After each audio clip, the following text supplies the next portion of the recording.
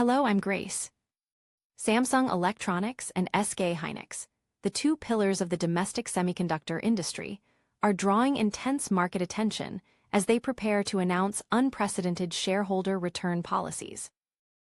According to industry sources and media reports, the two companies are expected to unveil specific roadmaps regarding how they will distribute profits to shareholders as early as this month. Market expectations are soaring, with some forecasts suggesting that the combined scale of shareholder returns from Samsung Electronics and SK hynix could reach a staggering 300 trillion Korean won, approximately 215 billion USD. Looking at the specific figures, the prevailing consensus is that Samsung Electronics will deploy roughly 200 trillion won, while SK hynix will allocate around 100 trillion won toward enhancing shareholder value. The rumors of such massive capital injections are rooted in the recent severe decline in Samsung Electronics' stock price and the resulting market anxiety.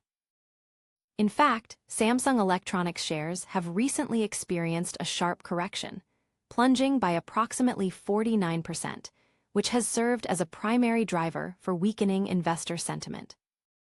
However, securities analysts suggest that the current downward trend has already reached its floor, determining that the technical correction is entering its final stages. This shareholder return policy is likely to act as a powerful catalyst, going beyond mere dividend increases to defend and potentially drive up the depressed stock prices. In particular, if measures such as share buybacks or cancellations are included, a direct increase in per-share value is expected as the number of outstanding shares decreases.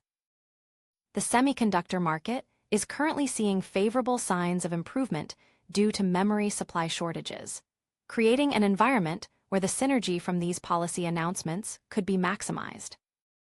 While corporate management previously focused almost exclusively on growth, the way companies share their earned profits with shareholders has now become a key metric in determining corporate value. If the upcoming announcement fails to meet the market expectation of 300 trillion won, there is a risk that disappointment-driven selling could emerge, increasing stock price volatility. Ultimately, the success of this policy will depend less on the grandeur of the announced plans and more on how consistently and substantially the funds are actually executed during the implementation phase. These moves by corporations to resolve the undervaluation of the domestic stock market will serve as a critical turning point in reshaping the structure of the Korean capital market. All eyes are now on whether the combination of a recovering semiconductor industry and shareholder-friendly corporate actions will finally trigger a full-scale rally in the domestic stock market. I'm Grace, thanks for watching.